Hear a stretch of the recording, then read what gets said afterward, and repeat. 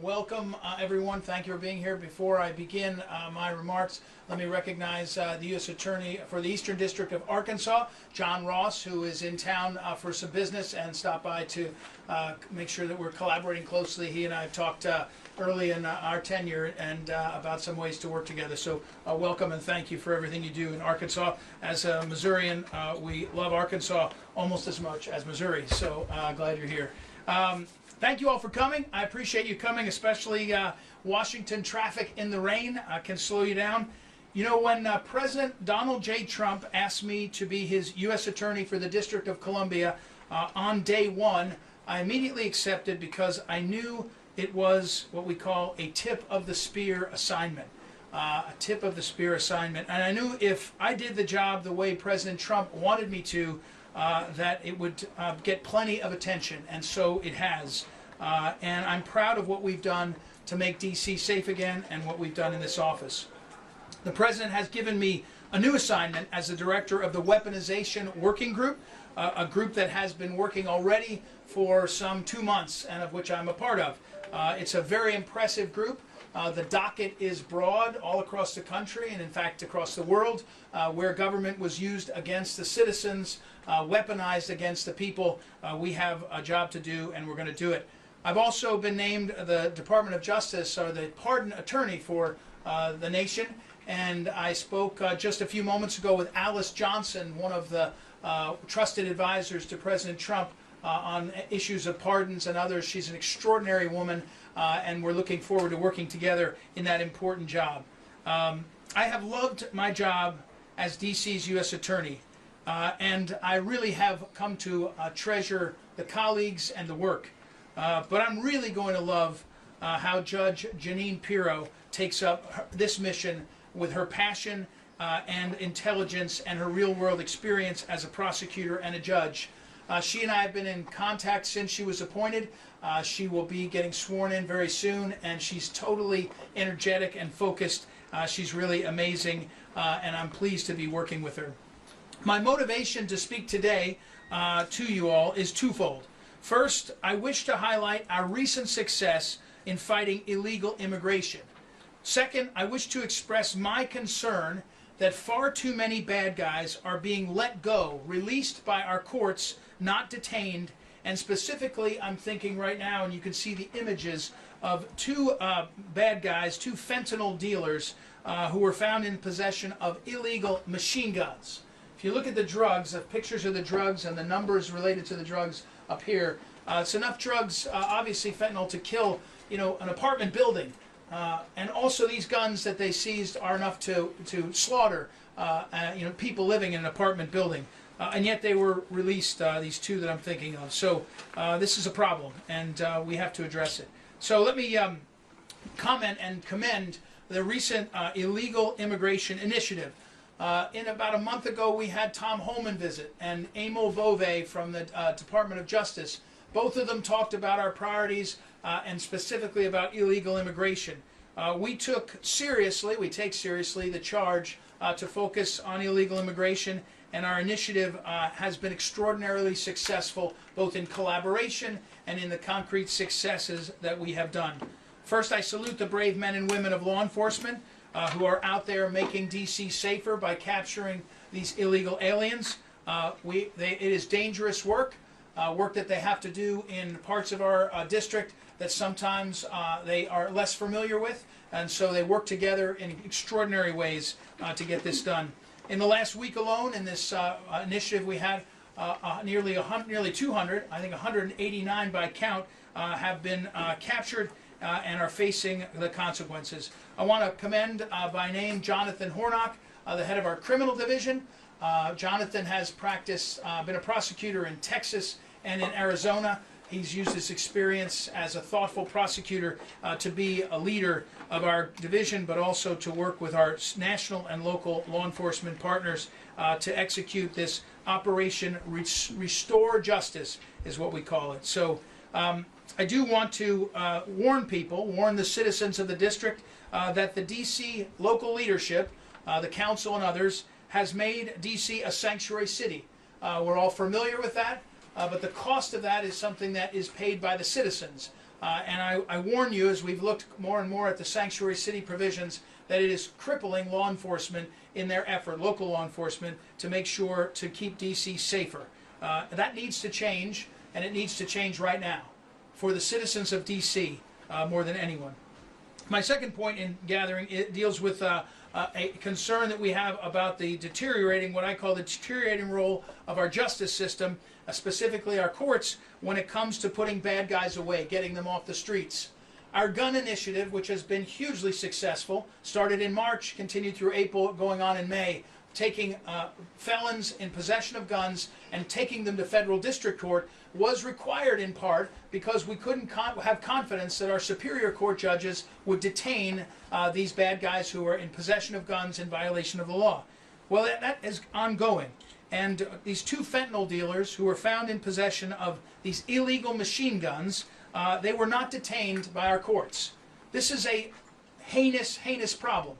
We're operating in a system where the Public Defender Service and others think that it's okay to not only argue vociferously for a lack of detention, but to successfully get that detention from the courts. It's a problem that has to be addressed.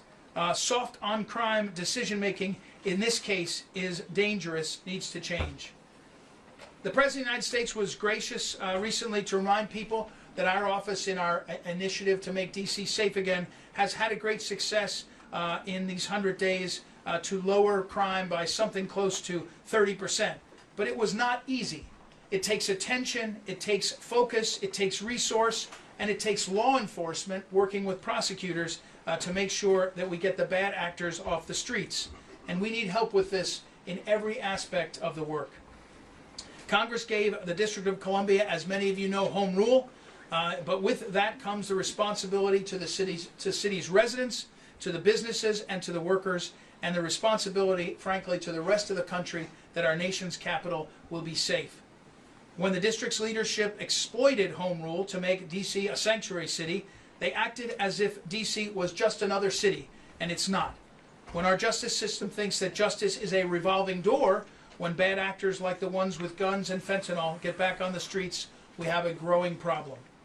As we approach the President of the United States' amazing America 250 celebration, more and more people all over the world and the country are going to join us in Washington, D.C. And there needs to be a robust discussion now about D.C.'s sanctuary city status and its justice system and its judges. And if that means that home rule is on the table to go away, well then so be it. If that means that the system of appointing judges that gets us judges who continue to do this to our city, if that system has to change, of course they're appointed by the President, confirmed by the Senate, then so be it. With that, I'm happy to take your questions, and I thank you for being here. Yeah. Michael Kunzlund from the Associated Press. Mr. Martin, why do you think your nomination failed? Well, we went through the process, and I think the Senate has their role in the process, and ultimately the President decided we didn't want to keep going forward. We had the votes. I can do math. I know the votes. And so Senator Tillis had some objections that he expressed, and that blocked it. But ultimately, I think the President of the United States said we have other battles to do, and so I'm excited about that.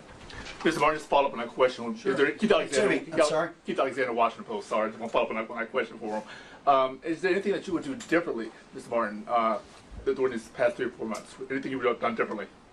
Well, I think that probably the one thing I would do differently is turn faster towards the question of violent crime. We started this initiative in March and April. I feel like we could have done that sooner. I think I could do it now a little bit. I think the problem of juveniles, the Attorney General of D.C. is in this building. He has sort of purview over juveniles. It's a failure. I'm not saying he's a failure, although I'll get close, but it's a failure. Our juveniles are being exploited by this. Across the country, the juvenile problem is one all cities are facing. So I think it's something that we all have to be worried about for our community. But in general, I don't spend a lot of time worrying about regrets. I think, and looking back, I like to look forward and see what's coming next. Sir, go ahead, please. Evan Perez with CNN. Mr. Martin, obviously one of the things you're going to be focused on is on this task force on weaponization. Can you provide an update? I know it's been already stood up and it's been ongoing. Yeah. Can you provide any update on the work that has been ongoing? We know that I think they provided, the FBI provided the names of 5,000 employees who were working on those investigations that were of issue. Are those people under investigation? Is there any progress towards any clarity on what happens to those people? And then I have a follow-up on the crime issue too. Well, I would say specifically on those, I don't have an update on those individuals that you described. I would say this. The working group that's been meeting is an all-star team. It's across DOJ. It's people from different sections, civil rights, from different parts of the place. It's an all-star team focused initially on what Attorney General Bondi gave us on the memo. If you look at the memo on the second page, there's a list. Why were Catholics targeted? Why were school board members, why were school board families targeted? What happened with J6? What was Jack Smith, the collaboration between federal employees, prosecutors, and Jack Smith? How did Jack Smith weaponize the grand jury system? There's a set on there. Whistleblowers. The Biden administration was particularly hostile to whistleblowers. So we've been looking at these specific charges that Attorney General Bondi gave us, and we've been going through them. We've also been getting more weaponization folks coming forward within the government as well as outside, saying, "Can you look at this? Can you look at that?" It's a problem that seems to be growing as we faster than we can capture it. What I can say is this: when it comes to the problem of weaponization, the first part of it must be transparency.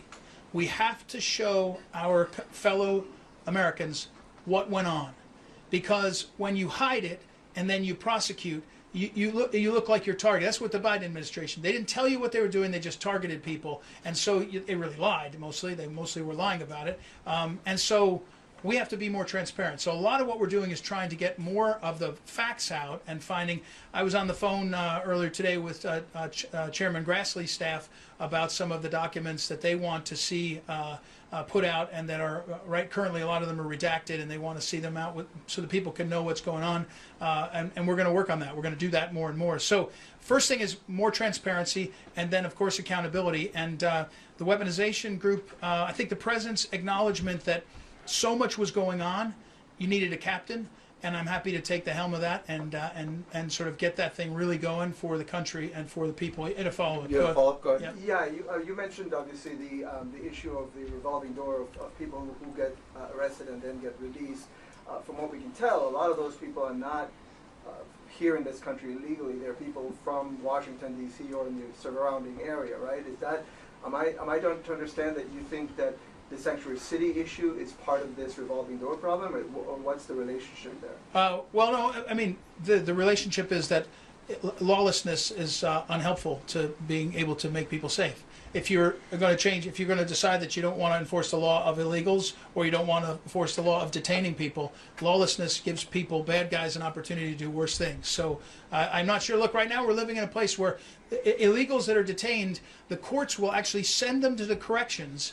I'm listening carefully. Corrections will have to release them, won't give them to ICE. So we have to have ICE agents sitting outside of the jails waiting to get them, endangering themselves, endangering the illegals. That's because of lawlessness, right? If they abided by the law, the federal law, they would be not doing that. So similarly, the detention of people who commit these crimes, the barrier to being detained is to show that there is enough reason to detain them. That's the barrier. We have that in law.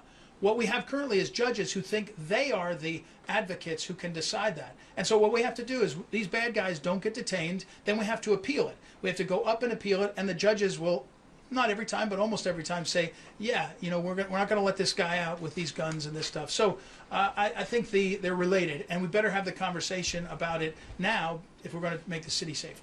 Yes, sir. All right. Go ahead, Sir. please. Mr. Martin, Alan Etter from WTOP here in town. You have had some criticism of the city leadership for dealing with crime in the city. Can you describe your interaction with the mayor or the police chief in terms of coming up with resolutions? Well, the first person I spoke to when I got the job was the chief of police. She's been very responsive. Then I also talked to the mayor, met with the mayor. First meeting I took was with the mayor. So early on I made the effort to go see them, and we work with them all the time. They were in touch a few minutes ago. What I did was I went out on ride-alongs in every part of the city, and I went and I said to the cops, detectives, sergeants, beat cops, what's going on here where you are? And so what we did was we changed our policies. We now allow the cops to paper in person, to be face-to-face with a prosecutor instead of doing it by email only. It's been a tough process. It requires overtime, and the mayor, the chief has been supportive of that. But we're trying to create a different relationship than just email and cyber prosecuting and cops. And so we've tried to empower the cops and listen to them. The cops will tell you that they were upset that for all these years, if there's a misdemeanor assault on police, it doesn't get charged many times because it's a lot of effort for a misdemeanor. And we said we're going to charge every single time, no matter what. We're going to charge it. We're going to work it. It may take a lot of effort. We may be in front of a jury that nullifies us, but we don't care because cops need to know we have their back. That's because we listen to them. So, and then we listen to the community. The community's up in arms that we have cannabis, marijuana, pop-up shops and shops all over the place. What gathers around those places is not healthy. It's not helpful. And again, the D.C. City Council has laws that appear to contradict federal law. I was down in Georgetown. These aren't, by the way, these aren't Republicans. These aren't conservatives. These family members who are saying, "Hey, we don't want a store within 1,000 feet of a school." Right, we want, and not only one, by the way, it's 4 schools within 1,000 feet of a pot dispensary, a pot shop. So those are the policies you hear when you listen to the people. And I think the mayor generally has been supportive. She got rid of Black Lives Matter Plaza. That's something that I wanted and the president wanted. She changed some of the policies to make it a little bit better for homeless. I think the problem is percolated back up again. That's something she controls. So we have a give and take. She's got to be the mayor, but as much as we can listen to to what's needed for the cops and for the community, we've been able to do. Ma'am, Catherine Balders with ABC. I have, obviously you said you want to talk more about your new role and forward-looking. So on the topic of pardons, I have 2 questions on it. But one, President Trump, I believe it was last month or the month before, said on his social media account that he believed that the last-minute pardons by President Biden were null and void. As pardon attorney, do you anticipate formally nullifying those pardons with the intention of investigating people who President Trump presumes to be his political enemies? Well, I will say you concluded the thing there. I certainly think that my job as pardon attorney will be to make clear how the pardons work, and I think that no one, I think, with the standard of sort of reasonableness, thinks that what Joe Biden did at the end of his term was particularly reasonable. Now, I happen to think the pardon power is plenary. If you use the auto pen for a pardon power, I don't think that that's necessarily a problem. But the question is, how did this happen? Just like, by the way, many people said, well, wait, there's 1,500 January 6 pardons. How did that happen? These are big moments, and so they have to be able to withstand scrutiny. And I do think that the Biden pardons need some scrutiny. And they need scrutiny because we want pardons to matter and to be accepted and to be something that's used correctly. So I do think we're going to take a hard look at how they went and what they did. And if they're, I don't know, null and void, I'm not sure that how that operates. But I can tell you I've had in my current position, or my position as U.S. Attorney, we've had been taking a look at some of the conduct surrounding the pardons and the Biden White House. And did you have a follow-up, ma'am? I do, but you answered my pardon follow-up. But just on weaponization, Yep. You've been making a lot of public comments, media appearances, saying that you intend to release information on people, even who you don't charge. My reading of the Justice Department manual is that it clearly states prosecutors shouldn't name people, especially people who they don't intend to charge. So how do you square those two things, what you've been saying publicly and what the DOJ manual says? Well, I'd have to look at what the provision you're referring to see. We want to square ourselves with doing the things correctly. But I will say that the prosecutor's role, and at this moment in our history, is to make clear what the truth is and to get that out. And when Chuck Grassley is asking for more transparency from the government, we need to listen. When whistleblowers are talking about what's going on, and it can't be that the system is stifling the truth from coming out because of some procedure. If it's in the manual, if there's a law, look, I'm the guy that stands here and tells you the January 6th defendants, every one of them wants all their documents back. They want us to release all the video. And we said that's not how it works. We have to be thoughtful and serious about how the system works. If you want all that information, there is a path. If you're suing about it, there is a way, but we have to be serious about it, just like we have to be serious about getting to the truth. There are some really bad actors, some people that did some really bad things to the American people. And if they can be charged, we'll charge them. But if they can't be charged, we will name them. And we will name them. And in a culture that respects shame, they should be people that are shamed, and that's a fact. That's the way things work, and so that's how I believe the job operates. You're talking about weaponization. You're talking. I'm sorry, sir. I was going to call on somebody in the back. Hey, it's Go. Scott with CBS. Just picking up on the last point you just made, Mr. Martin. Yep. Reviewing the pardons. Yeah. I think you acknowledged your inquiry into Congressman Garcia from California and Senator Schumer from New York. Can you tell me where those stand and whether this review may include members of the January 6th committee for, I guess, criminal misconduct? Oh, well, let me say on the first thing, Senator Schumer, who someone asked how I didn't get confirmed. Senator Schumer made it a point, I think, on my confirmation to be very active. That's what I'm told by senators and Senate staff because I talked about his threats. Last week I was assaulted on the steps out here. You probably saw it. That's a direct result of the kind of conduct that Chuck Schumer has done and continues to do and encourage others to on both sides at times, but we don't stand for it.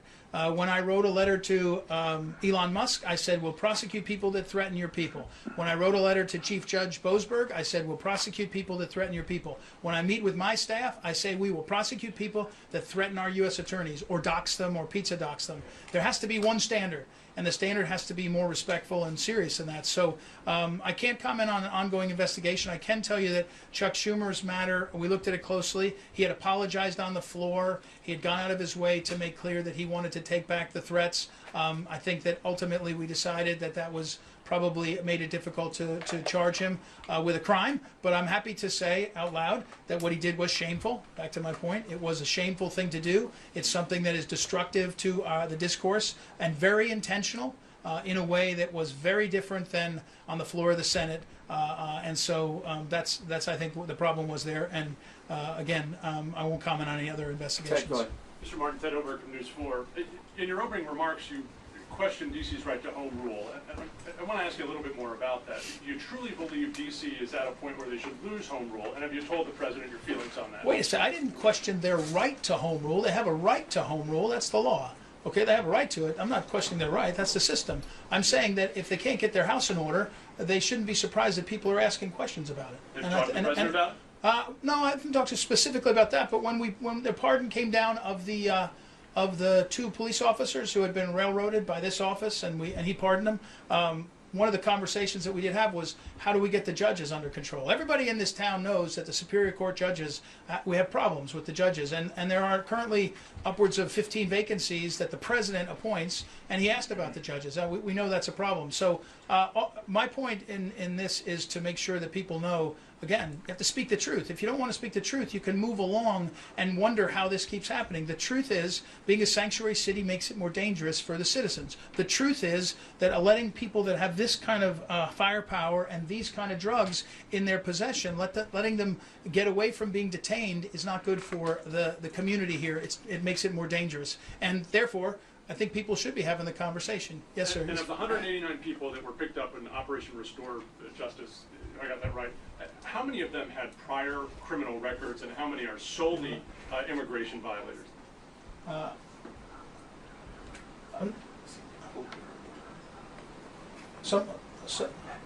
Yeah, I think most of them are administrative. So meaning that they're. We'll find out for you. I think it's probably something like 10 or 12 were criminal, and then the rest were administrative. So like 90+% were administrative. Yeah, but that's against the law. I mean, it's still an important thing to do. And by the way, we've asked for example, we've asked the shelters here. Look, the bad guy, again, you got to speak truth. The bad guys in this country know it's a sanctuary city. So on their way to Miami and New York, they come and stay in the shelters here. And so you ask the shelters, can you give us the rosters? And they say, no, we don't want to give them to you because we're a sanctuary city. That's a problem, right? Metropolitan Police Department, if an officer stops someone, they're not allowed to ask about their status. If they do, they'll be fired. That's a safety. That should be a safety concern for people. Right. Go ahead, please. 2 questions. Yes. One, you mentioned the woman who spit on you. Any update on that case? Are there charges, an investigation, anything? It's a new experience for me as the victim. I'm not allowed to be involved at all, so I don't. All I know is that they, soon after when they interviewed me, the FBI and the marshals gave the Anyone impression from that the they knew. office? Can they I comment? don't think they want to comment. Okay. No. Second, going back to your point about transparency, I think you said there has to be transparency. When you hide it and then prosecute, that creates a problem. The former chief of the criminal division in this office, Denise Chung, says she resigned because she was pressured to investigate something where there wasn't evidence of a crime, Biden climate spending. Was she pressured to do that? Is that one of those instances where we can be transparent and talk about it? If we don't and then prosecute, it's a crime. It's an issue, is what you said. Well, no. I mean, again, the characterization by a disgruntled employee, I just think everybody takes it with a grain of salt. Let me comment on the specifics. Again, when you see unprecedented conduct, you as a prosecutor and as Americans, you should look and say, what's going on here? $6.7 billion transferred to one nonprofit that was created 6 months earlier, 9 months earlier, by 3 nonprofits that came together as a consortium. That's the facts, right? If you can look it up, it's public record. I'm not revealing anything in investigation. That should make everybody go, what's that? That's the largest transfer of wealth ever from the government to a nonprofit, and it was done with a massive effort of lawyering and a massive application. So when you look closely at it, you say to yourself, is this criminal conduct? And it's not clear. But it does make you pause. That's what you're supposed to do, is pause. Just like if there's the Biden pardons are unprecedented in their extent, right? Back to when Hunter Biden was whatever age, you say, that's uncommon. We ought to take a look at that. That doesn't, as a prosecutor, that doesn't mean you're indicting anyone or subpoenaing anyone or putting them in. When we talk to folks about that, the concerns were real and serious, unprecedented.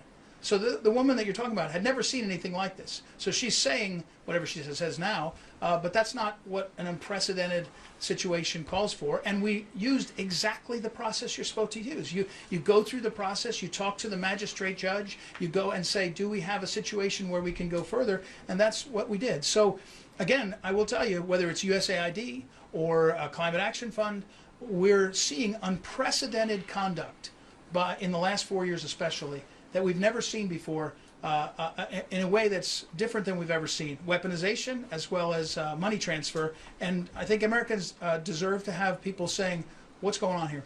This might, go ahead, there's you a said- follow-up and then I'll take you, you'll be the last. You said in your letter to Elon Musk that you would be willing to investigate people who act even unethically. Is that a sufficient predicate to open an investigation in this office, unethical behavior?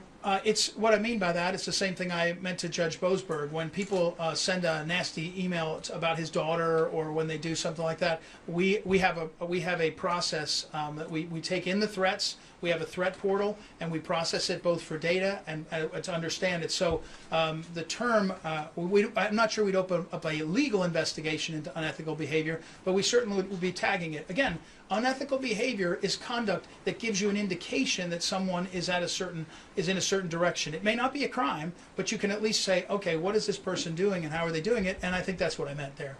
Go ahead, sir. Have you changed any of your views since you joined? Sorry, what's your name, where are you from? Ryan Riley, NBC News. I was curious if you had any change in any of your views since you joined. I know Dan Bongino, you've been working on the pipe bomb investigation, and I had a follow-up. Have I changed any of my views on the pipe bomb, or just your pipe bomb, or anything related to January 6th or elsewhere as you learn more information as in this position? So everything, or January 6th? After the pipe bomb, I guess specifically, what's the update on the pipe bomb investigation? The FBI, as well as us, took a new look at it, put new people on it, new eyes on it to get to the bottom of it. I would say, anything like an investigation that complex, there's a lot to it. There's a lot of data, and so I think a new set of eyes is always good. Beyond that, I think we have to leave it go because it's active, and I think that we're optimistic. And in terms of the working group, what work product do you expect to ultimately come out of this? What kind of updates will you be having as we go forward with this? Well, you heard me allude to, I think one thing is we're going to be more public facing. When I was asked to switch over here, I was told, this job you need to be out more and talk about what's going on. So I think we'll be a little bit more outward facing in terms of talking about what's happening. We'll also be asking people to come towards us. At one of our recent meetings of the working group, the question was, how do we set up a portal where people can come and talk about whether government's been weaponized against them? As to work product, we're in the Department of Justice. office, right? So we've got U.S. attorneys and we've got the Civil Rights Division in DOJ that can take up cases, can prosecute cases. So I think we have the full set of tools on the table across the country to look at, and I think we'll be doing that. And you know, there's a lot of remedies under the law that can be taken up, but the starting point is to make sure that the public sees what we're doing, understands it, and has the confidence. Is there any concern that you're picking the targets? There's some criticism that you're sort of picking the targets of the investigation before, you know, going forward with a full investigation, or are you sort of open to finding out that there was no criminal wrongdoing? 100%. I'm happy to find that. It'd be great if we could find out that. But first of all, I take two things. The president won the election, and his executive order on this topic was day one. Pam Bondi was confirmed by the Senate as Attorney General, and her memo was whatever day she was, her day one, and that gave us specifics. So I work in the system, and her specifics are the ones we're operating off of to start, which I mentioned was targeting Catholics, January 6th, Jack Smith, Letitia James, and we've got a whole bunch of people a bunch of us looking at all those. So that's the starting point. I think it's the opposite. If you look back, and I'm now looking closely, you know, the Biden administration was targeting people. They targeted the J6 people to destroy them, to put them in jail. They were going for Trump. They were going for Trump. And so, what's that? I mean, there was evidence of a crime there specifically. No, that's not what I'm talking about. Of course, there was evidence of crime but I'm talking about when they used the 1512, they targeted individuals to make sure that they could put them in jail to build a case, and then it was thrown out. So my point is, the weaponization we're looking at, and I'm happy to go back into the first Trump administration, further back in terms of weaponization. It seems like what we're seeing so far is that the weaponization, the real focus is in the Biden administration, but I'm happy to have any targets we can find, and if there were Republicans in government doing those things, we're happy to focus on them. Democrats, independents, it doesn't matter. It matters if government's been used against the citizens. Any specific statutes you're looking at? Anything that was a violation of law, including civil rights, including if people's civil rights. I think one thing's missed is that the Biden administration did a lot of violating of the citizens' civil rights, and that's something that could be a big opening too. So that's it. Okay, thanks everybody. Thank you for everything.